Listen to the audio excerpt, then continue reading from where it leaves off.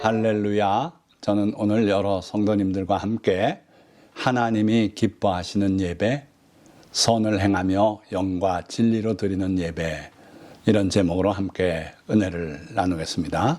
여러분들 많이 들어보셨겠지만 구도자 중심 예배라는 단어가 한동안 유행했어요. 새로운 성도를 얻으려면은 구도자를 만족시켜 줘야 그들이 교회 안에 들어와서 자리를 잡게 될 것이다.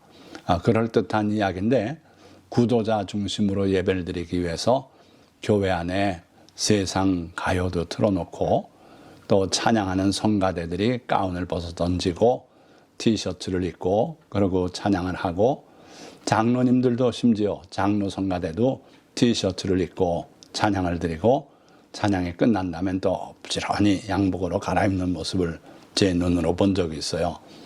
심지어 미국 교회에서는, 이게 미국에서 시작이 됐는데, 목사님이 청바지를 입고 슬리퍼 신고 주머니에 손을 넣고 그리고 한 손으로 성경을 들고 성경의 말씀은 잠깐 전하고, 그리고 음악회 하듯이 연막을 품고 조명을 때리고 그리고 기타를 치고 그런 예배를 제가 본 적도 있어요.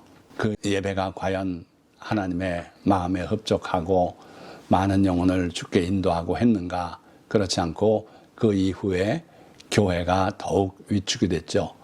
요 근래 보도를 보면은 대한민국의 개신교 성도 수가 많이 감소하고 있다, 그런 보도를 보고 있죠. 그러니까 구도자 중심 예배, 그거 별 의미가 없다. 하나님 앞에 예배 드릴 때는 오직 예수님의 말씀대로 영과 진리로 예배를 드려야 하나님을 기쁘시게 할 수 있고, 하나님의 은혜가 우리에게 임하고 교회가 부흥하기도 하고 또 복을 받고 은혜 가운데 살 수 있겠다 하는 거예요. 특별히 인내를 하나님이 원하신다 그랬어요. 그러니까 막무가내로 하나님 앞에 짐승 잡아 제사를 드리고 번제를 올리고 또 피를 뿌리고 이런 종교 제도에 의해서 하나님이 우리에게 가까이 오시는가? 그건 아닌 것 같다는 거예요. 인내를 하나님은 원하신다. 또 거룩함이 있는 삶 위에서 드리는 예배를 하나님은 원하신다 하는 거예요. 오늘 말씀은 두 단락으로 정리를 했는데, 첫째 단락은 견디지 못하겠다 선언하신 그들의 죄악상이 있어요. 그 죄악상이 무엇인가? 성회와 아울러 저질러지는 악이에요. 신앙생활 중에 저질러지는 악이 있더라. 그럴 리가 있습니까? 보십시오. 어떤 일이 있는가? 우선 이사야 1장 10절에서 11절 말씀 보니까, 너희 소돔의 관원들아 여호와의 말씀을 들을지어다. 너희 고모라의 백성아 우리 하나님의 법에 귀를 기울일지어다. 여호와께서 말씀하시되 너희의 무수한 재물이 내게 무엇이 유익하뇨. 이 당시에 하나님의 백성들은 예루살렘에 지어진 하나님의 성전을 중심으로 거기서 짐승을 잡아 하나님 앞에 제사로 드리고 곡식단을 가져와서 하나님 앞에 흔들어서 제물로 드리고, 그게 참된 종교로 그렇게 생각하고 있었어요. 우리는 하나님 앞에 예배 드리고 하는 걸 하나님이 제일 기뻐하시는 줄로 생각하고 있고, 또 그러한 설교에 많이 우리가 젖어들어 있죠.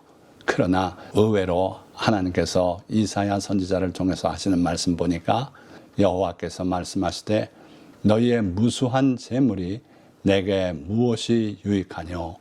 나는 순양의 번제와 살찐 짐승의 기름에 배불렀고, 나는 수송아지나 어린 양이나 순염소의 피를 기뻐하지 아니하노라. 분명히 기뻐하지 아니하신다고 말씀하고 있어요. 삶이 뒷받침되지 못하는 형식적 종교 행위는 하나님이 기뻐하시는 바가 아니라는 거예요. 그래서 우리가 삶 가운데서 하나님을 기쁘시게 하는 삶이 있을 때 우리가 드리는 예배를 하나님은 기뻐 받으신다. 그렇지 못하면은 우리의 예배는 헛것이 된다 하는 거죠. 예수님께서도 너희가 예물을 드리다가 형제에게 원망 들을 만한 일이 있는 줄 생각나거든 예물을 제단 앞에 두고 먼저 가서 형제와 화목하고 그 후에 와서 예물을 드리라 말씀하고 있어요. 예물을 제단 곁에 두고 빨리 가서 형제와 화목하고 화목한 후에 돌아와서 하나님 앞에 예물을 드려라, 그런 말씀이에요. 자, 이어서 12절부터 또 말씀 보니까 너희가 내 앞에 보이러오니 이것을 누가 너희에게 요구하였느냐, 내 마당만 밟을 뿐이니라. 하나님이 기뻐하는 삶을 살고 또 그렇게 정성된 예배를 드리고 하면 하나님께서 기뻐 받으시죠. 그러나 삶은 따라가지 못하고 삶에서 형제에게 원망받을 일만 하고 형제에게 나가라 하는 폭언을 퍼붓고 이러면서 하나님 앞에 제사만 드리는 것은 그거는 내 마당만 밟는 헛된 일이다 하는 거예요. 그래서 13절 헛된 죄물을 다시 가져오지 말라. 분향은 내가 가증히 여기는 바요. 월삭과 안식일과 대회로 모이는 것도 그러하니 성회와 아울러 악을 행하는 것을 내가 견디지 못하겠노라. 참 두려운 말씀 아닙니까? 우리가 여태 드린 제물이 다 헛된 거라면 얼마나 황당하지 않겠어요? 근데 하나님은 분명히 그런 헛된 제물 다시 가져오지 말라. 분향하는 것, 하나님 앞에 향을 피워드리는 것도 내가 가증히 여기는 바다. 이게 하나님께 향 피워드리지 말라는 거 아니에요. 구약에는 분명히 그렇게 다 했어요. 그러나 그 분향하는 행위가 우리의 거룩하고 자비가 가득 찬 삶으로 뒷받침이 되면 좋은데, 그렇지 않고 종교 행위만 하면은 하나님이 보실 땐 가증스럽다는 거예요. 장로라고 나와서 종이에 쓴 기도문을 열심히 읽고 아주 은혜롭게 아멘 하고 마치는데 그분의 삶을 보면 저분이 어떻게 장로냐, 저런 사람이 장로 돼서 되겠냐, 이런 소리를 듣고 있다면 그의 기도는 가증한 기도에 불과하다는 거죠. 또 성도들이 열심히 대회로 모여요. 월삭과 안식일과 대회로 모이는 것도 그러하니 성회와 아울러 악을 행하는 것을 내가 견디지 못하겠노라. 하나님께서는요, 우리의 모든 죄와 허물을 다 씻어 용서하시기 위해서 우리의 행위를 살피고 사유를 하시고 하는 그런 하나님이세요. 그런데 이게 반복되다 보니까 타성적으로 예배드리고, 그런데 하나님께서는 그들을 긍휼히 여겨서 또 죄를 사하시는 일을 행하시고, 이러다 보니까 하나님께서 견디지 못하겠다고 그렇게 선언하시는 거예요. 내 마음이 너희의 월삭과 정한 절기를 싫어하나니, 말하자면 우리의 새벽 기도에도 싫어하시고 우리가 모이는 것 자체를 싫어하신대요. 참 큰일 나지 않았습니까? 그것이 내게 무거운 짐이라 내가 지기에 곤비하였느니라. 하나님께서 우리의 그 모든 죄와 허물을 감당하시기에 이제 피곤하다, 그만 좀 하면 좋겠다 하는 거예요. 너희가 손을 펼 때에 내가 내 눈을 너희에게서 가리고 너희가 많이 기도할지라도 내가 듣지 아니하리라. 너희는 스스로 씻으며 스스로 깨끗하게 하여 내 목전에서 너희 악한 행실을 버리며 행악을 그치고 선행을 배우며 정의를 구하며 학대받는 자를 도와주며 고아를 위하여 신원하며 과부를 위하여 변호하라 하셨느니라. 자, 하나님께서 우리에게 요구하시는 내용이 뭐라고요? 거룩한 행위예요. 자비로운 행위예요. 그래서 네 죄 네가 스스로 씻어라. 하나님 앞에 스스로 고백하고 그렇게 하고 스스로 깨끗하게 하거라. 그리고 내 목전에서 너희 악한 행실을 버리며 행악을 그치거라. 선행을 배워라. 정의를 구하라. 학대받는 자를 도와줘라. 고아를 위하여 신원하라. 과부를 위하여 변호하라. 하나님은 이렇게 말씀하고 있어요. 내용을 다 보니까 예배드려라, 제사드려라 아니에요. 삶을 바르게 살고 자비로운 삶을 살고 어려운 사람들을 돌보는 그런 일을 하거라. 그걸 하나님이 기뻐하신다 하는 거예요. 자, 야고보서 1장 27절의 말씀도 보니까 하나님 아버지 앞에서 정결하고 더러움이 없는 경건은 곧 고아와 과부를 그 환난 중에 돌보고 또 자기를 지켜 세속에 물들지 아니하는 그것이니라. 그러니까 하나님이 가장 기뻐하는 우리의 참된 거룩함, 이건 뭐냐 하면은 고아와 과부를 그 환난 중에 돌보는 거다 그랬어요. 우리 주변에 어려운 사람이 있는 걸 분명히 알면서도 나 몰라라 하고 살면 하나님은 탄식하실 거예요. 그래서 그 사람들을 돌보고 또 자기를 지켜 세속에 물들지 아니하는 그것이니라. 요즘 세상이 얼마나 악하게 돌아가지 않습니까? 모든 세속적인 변화에 물들지 말거라. 세상이 아무리 그렇게 악하게 나가도 너희는 하나님의 말씀대로 선한 삶을 살거라 하는 거죠. 자, 하나님은 그렇게 말씀하고 있는데 우리의 모습은 실제로 어떠한가 한번 잠깐 살피고 또 그 다음 말씀으로 진행하고자 합니다. 제사장들의 타락상이 성경에도 상세하게 기록되어 있어요. 제사장 홈리와 비느하스의 타락, 사무엘상 2장에서 4장에 걸쳐서 상세하게 기록이 되죠. 제사장 홈리와 비느하스가 누굽니까? 그 엘리 제사장의 아들들이죠. 그런데 홈리와 비느하스는 제사장 일을 하면서 너무나 타락된 모습을 보이고 있어요. 백성들이 하나님 앞에 제사 드리려고 가지고 나온 제물, 그 중에 제일 좋은 걸 자기들이 취해가요. 그것도 삼지창을 준비해가지고 그걸로 자기네가 찔러서 삶고 있는 고기 중에 제일 먹고 싶은 부위를 골라 잡아내고 또 짐승의 기름을 불에 태워드리고 할 때 그걸 막어요. 태우지 마라. 불에 넣기 전에 먼저 내가 가져갈 부분을 가져가야겠다. 그래서 제사 드리는 하나님의 백성이 얼마나 황당하지 않겠습니까? 그런 짓도 하고 그래요. 그리고 또 치명적으로 회막문에서 수종드는 여인들과 동침했다 그랬어요. 이게 알려졌어요. 그래서 엘리 제사장에게까지 그 이야기가 들어갔고 그 엘리 제사장이 그들 두 아들을 불러놓고 나무라는데 그 내용이 참 이게 나무라는 건지 아닌지 모를 정도로 뜨뜻미지근했고 그리고 그 두 아들은 아버지의 나무람에도 불구하고 결코 회개하지 않았다 그랬어요. 그래서 결국 하나님께서 선지자를 보내서 재앙을 선포하고 어린 사무엘을 통해서도 또 그걸 확인하시고 그리고 결국 한날 한시에 두 아들이 전쟁에서 죽임을 당하고 그 비보의 엘리에서 뒤로 자빠져서 목이 부러져서 죽고 또 며느리는 아들을 낳다 그 비보의 숨을 거두고 온 집안이 하루에 망하는 그러한 일을 겪게 되죠. 하나님의 종들은 남들보다 더 거룩한 삶을 살고 흠없는 삶을 살아야 돼요. 왜냐하면 하나님을 대리하기 때문에 그렇지요. 그런데 이때뿐 아니라 오늘 우리가 살고 있는 현실 세계에도 그런 일이 벌어져요. 자, 제가 이걸 다 드러내지 못해서 약자로 표현했습니다. P교회의 제이 목사님. 그런데 갑자기 뉴스가 나왔는데 과로사로 돌아가셨대요. 근데 과로사가 아니고요. 불륜을 저지르다 그 남편과 처제가 그리 쳐들어왔어요. 그러니까 급하게 피하느라고 바깥 에어컨 실외기에 매달려 있다 30여 미터를 아래로 떨어져서 돌아가셨어요. 2003년에 있었던 일인데 이 일이 알려지면서 성도들이 몸둘 바를 몰라 했던 그런 사건이에요. 이런 불미스러운 일이 교회 가운데서 정리되고 우리가 하나님 앞에나 세상 사람들 앞에 부끄러움이 없는 그런 삶을 살아야 돼요.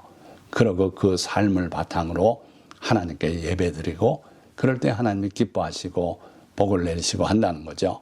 예수님께서는 우리 보고 너희는 세상의 소금이고 또 등불이라고 말씀하셨는데 맛을 잃은 소금으로 추락한 그런 모습이 주변에 너무 많지 않습니까? 자, 예수님께서 성전에 올라가셨을 때 거기에 장사하는 사람들을 보고 채찍을 들어 내치고 비둘기 파는 상을 뒤엎고 하시면서 이에 가르쳐 이르시되 기록된 바 내 집은 만민이 기도하는 집이라 칭함을 받으리라고 하지 아니하였느냐. 너희는 강도의 소굴을 만들었도다 하시매 성전은 유태인들만을 위해서 지어진 게 아니라는 거예요. 놀라운 사실입니다.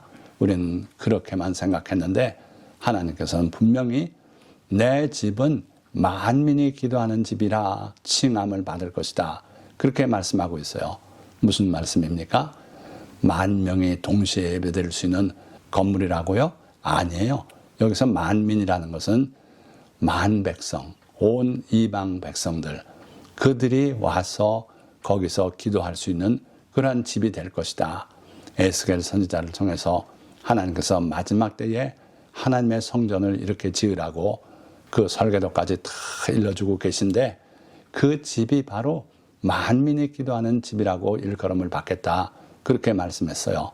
그 말씀을 주님이 인용하시면서 그 예루살렘 성전을 가득 메운 장사꾼들을 다 내쫓고 너희가 강도의 소굴로 만들었다.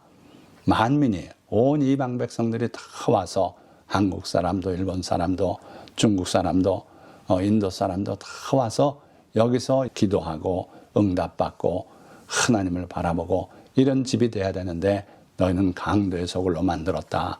그렇게 말씀하시잖아요. 그러시면서 이 성전들 돌 하나도 돌 위에 남지 않고 다 무너뜨려지리라. 하나님께서는 하나님의 뜻에 어긋난 타락한 교회를 그대로 두실 수가 없다는 거죠. 그래서 그 말씀 그대로 로마의 디도 장군의 공격을 받아서 무너지고 그 기초가 되었던 그 터전을 이루고 있던 그 돌들은 오늘 예루살렘 성의 통곡의 벽이라고 불리는 그 벽이 되어 남아있는 거예요. 그래서 하나님은 종교 행위만 하는 것 기뻐하지 않으신다. 하나님의 뜻을 따라 예배드리고 하나님의 말씀대로 살고 그러길 하나님은 명하고 계시다. 말라기 1장 10절의 말씀 보니까 만군의 여호와가 이르노라 너희가 내 제단 위에 헛되이 불사르지 못하게 하기 위하여 너희 중에 성전 문을 닫을 자가 있었으면 좋겠도다. 이게 하나님의 진심이에요. 내가 너희를 기뻐하지 아니하며 너희가 손으로 드리는 것을 받지도 아니하리라. 자, 그러면 두 번째 단락입니다. 하나님께서 원하시는 예배. 과연 어떠한 예배를 하나님은 원하시는가? 결론적으로 말씀드리면 감사로 드리는 예배, 영과 진리로 드리는 예배, 이걸 하나님이 원하신다 하는 거예요. 또 제사보다 인애를 행하거라. 또 하나님을 아는 것을 나는 원한다. 제사만 드리는 것보다는 너희가 하나님을 바로 알고 그리고 너희 삶에서 인애, 긍휼을 베풀고 그리고 예배는 감사로 예배를 드리고 영과 진리로 예배를 드리고 그럴 때 내가 기뻐하고 복을 내리겠다 하는 말씀이죠. 말씀을 살펴보면은 감사로 제사를 드리는 자가 나를 영화롭게 하나니 그의 행위를 옳게 하는 자에게 내가 하나님의 구원을 보이리라. 누구에게 이러한 은혜를 내리시겠다고요? 감사로 제사를 드리는 자, 하나님께서 내게 베풀어 주신 은혜가 너무나도 감사해서 하나님 앞에 나와 예배드리고 제사드리고 하나님 앞에 기뻐서 감격하는 모습을 보이는 것, 이걸 하나님은 기뻐하신다. 또 호세아 6장 6절도 보니까 나는 인애를 원하고 제사를 원하지 아니하며 번제보다 하나님을 아는 것을 원하노라. 우리가 하나님을 바로 아는 것, 그걸 하나님은 기뻐하신다. 그리고 우리가 삶에서 인애를 행하는 것, 그걸 하나님은 원하신다. 제사를 원하지 않으신다. 분명히 밝히고 있어요. 그래서 감사로 제사를 드리는 자, 또 인애를 실천하는 자, 그리고 하나님을 깨달아 알아가는 자, 이런 사람을 하나님은 기뻐하신다. 요한복음 4장 24절의 말씀, 하나님은 영이시니 예배하는 자가 영과 진리로 예배할지니라. 하나님은 영이시다. 우리처럼 고기 잡숫고 물 마시고 이런 분이 아니시다. 그러니 하나님 앞에 예배드리는 자는 영과 진리로 예배할지니라. 참된 하나님의 말씀을 따라서 예배하고 성령의 인도하심을 따라 예배하라. 이게 바로 영과 진리로 드리는 예배죠. 마지막 말씀, 여호와께서 아벨과 그의 제물은 받으셨으나 가인과 그의 제물은 받지 아니하신지라. 가인이 몹시 분하여 안색이 변하니 여호와께서 가인에게 이르시되 내가 분하여 함은 어찌 됨이며 안색이 변함은 어찌 됨이냐. 내가 선을 행하면 어찌 낯을 들지 못하겠느냐. 선을 행하지 아니하면 죄가 문에 엎드려 있느니라. 죄가 너를 원하나 너는 죄를 다스릴지니라. 가인의 제물을 하나님이 받지 아니하신 것은 가인이 선을 행하지 않았기 때문이에요. 삶이 바탕이 되는 제사는 하나님이 기뻐 받으시고 삶은 개차반으로 하고 하나님 앞에 제사만 드리면 복을 내려주시고 그렇게 하실 걸로 착각하는 것은 그건 자기 착각에 불과하다 하는 말씀이죠.